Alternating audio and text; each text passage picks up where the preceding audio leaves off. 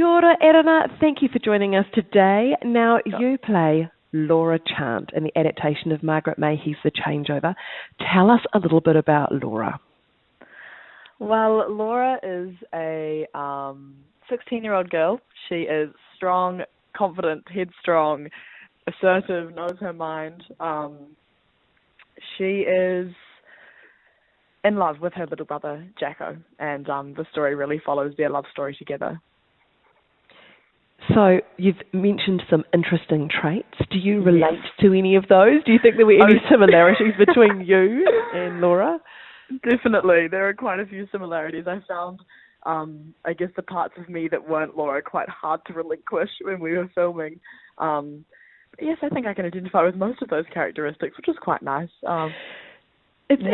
It's a pretty neat first lead role. As a young adult yourself, you're in a sort of a young adult film, but she's just such a fabulous, strong, smart female character. That must have really appealed. Oh gosh, yes. I feel like I'm aiding the cause, which is fantastic. And yeah, being the lead and really taking up the screen for pretty much the entire film. Yeah, I felt very lucky to be able to do that. And we'll talk a little bit more about that soon because, it was a massive role. I'm curious, though, because you've worked with Miranda Harcourt before, so obviously she'd seen a little bit of Laura in you as well. How did you guys meet? Well, she ran a professional level teen acting course out of a creative and performing arts school called Rialto Studios. And I thought the course with my mum manages them, and she said, "Oh, this could be quite great when I give them a go." I was like, okay. And then the first day that Miranda met me, she asked to take a photo of me, because obviously there was already a bit of a wondering and thinking about potential possibilities of Laura. And then 3 years later, I believe it was about 3 years later, I was cast as Laura. So it just came out of those classes and having that initial relationship with Miranda and being able to work with her every week for a few years that this opportunity came about. And did you have to do a formal audition?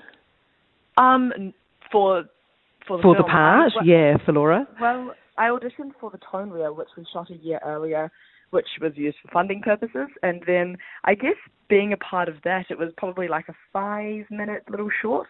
That was kind of my audition, I guess. Awesome. They really enjoyed my work that I did in that and wanted me to play the lead in the feature. Isn't it crazy? Do you find it crazy that, the first time it was, Miranda sees you and then it's 3 years later before you're even sort of, it's sort of happening. Does that kind of, how do you feel about that? Sort of the way sort of the film industry works, sort of nothing happens for so long and then all of a sudden it's kind of bang, it's all on. Yeah, it really is like that. I guess for those first coming years, I just saw the classes as a great opportunity to do something that I love. And then I was like, oh, yes, okay, I can get an agent. And then I enjoyed being on set with the little bits and pieces. So hearing Miranda talk about the changeover and the ideas that they had around it, I was like, oh, okay, yeah, great. This seems fantastic. And I was all quite, I guess I was just floating through it. I never wrote too much on it, and I never was, I will be the lead, and really got psyched out about it, I guess.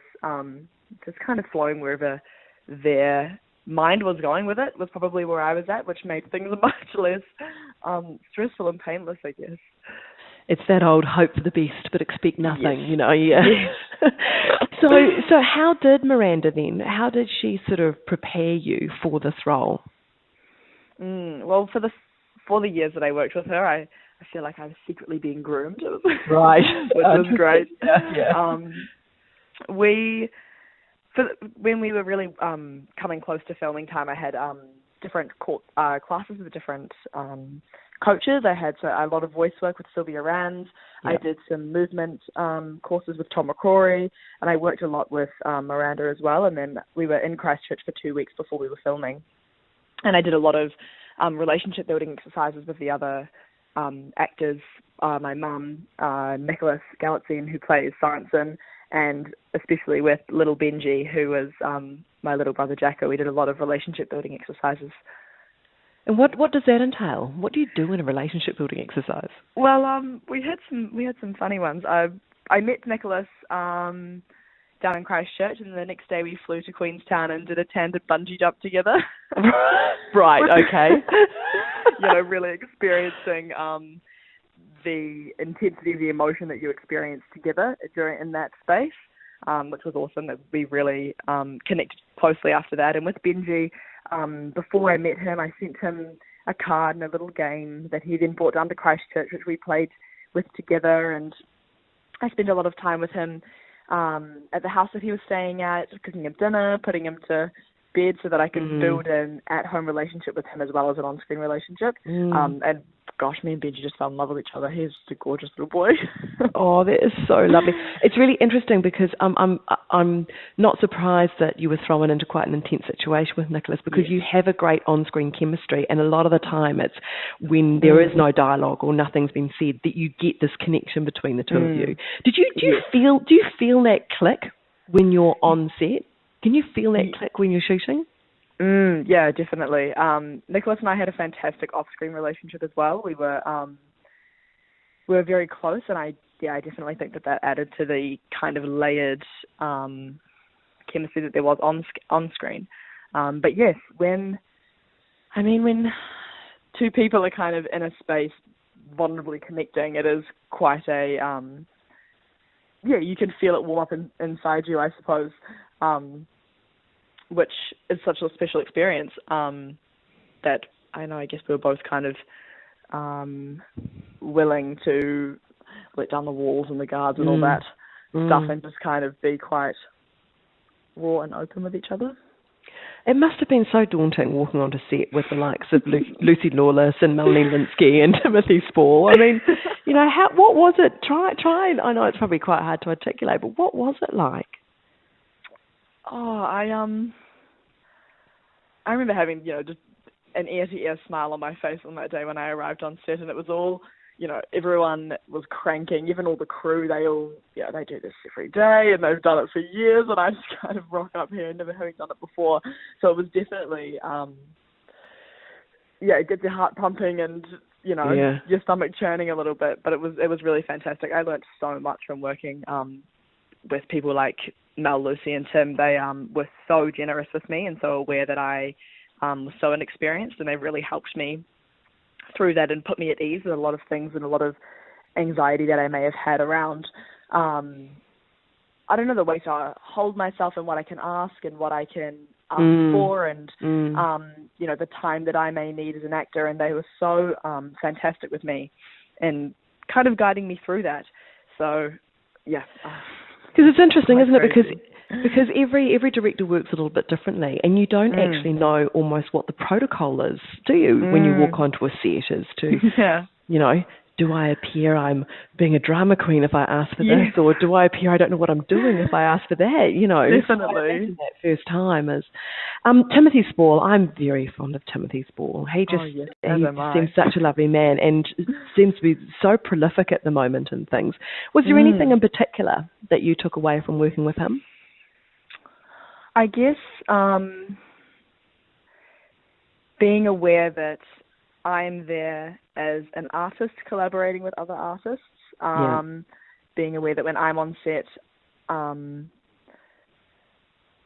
are a few things. He spoke to me a few times because it can all get a bit stressful sometimes, and he took me away and we just had a conversation, and he just stressed to me that there's nothing more important for you than the relationship that you and I are having right now. He's like, that is all that matters. He's like, the lighting guys will focus on the lighting. Everyone else will focus on their jobs, and your job is just to focus on our connection. And it's very easy to get overwhelmed by everything else that's going on in everybody else's jobs. But I guess him saying that is all you need to worry about is us here in this moment and what's going on with us. And I think that was incredibly valuable to me. Really important. Are you sick of people saying, that you are the new Melanie Linsky or Anna Paquin or Keisha Castle? Or are you just going to soak that up and go, actually, that's pretty cool? Oh, yeah, no, I'll definitely take that. Yep, 100% any day. So what is the reality of your life like now? You're studying? Yes, I am studying. I'm in my second year of university. I am just a part-time student so that I can make time for acting bits and pieces that I love and keeping my acting tools, sharp, I suppose. I study Te Reo Māori and social policy and sociology, so that's my passion point. Awesome. So it's also because I definitely have two hats, I suppose. Acting hat and then uni life hat, and they're very different, and I love how different they are. Well, I'm sure that your mother is very pleased that you're still continuing to studying while pursuing your acting career. Yes, very much so. You're being very sensible. You're being very sensible about things, but also they're great subjects to be studying for acting as well. So you've got the bug. You definitely, this is something that you just love. Oh yeah, definitely. I'm actively auditioning for things and kind of reading scripts when I can and seeing, things that I'm interested in. I love how, I didn't know how long kind of the changeover journey would take me, and how much my life would change. But it really has, and it's really, it sounds cheesy to say that it's kind of changed my life in a way, but it kind of has, even my perspective on things.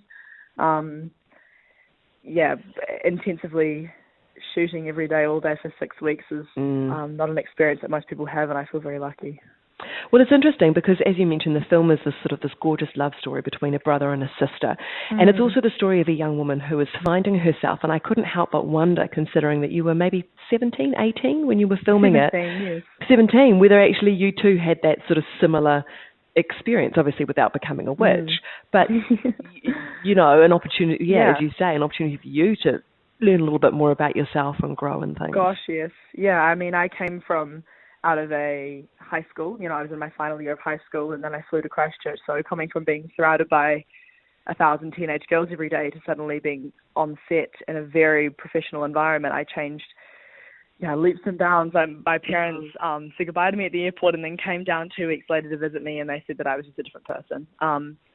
It has really changed my life. And every experience, I suppose, that I have adds to that. Recently, I was in China for a film festival to promote the Changeover, and I had a Q&A over in China, and I was thinking to myself that even standing up in front of hundreds of people in a foreign country and speaking a different language is, even experiences like that are constantly, growing me as a person, so definitely. And then coming back from filming into my final year exams. So it was a really interesting last couple months. Yeah, exactly. Having to handle that, That definitely shaped me.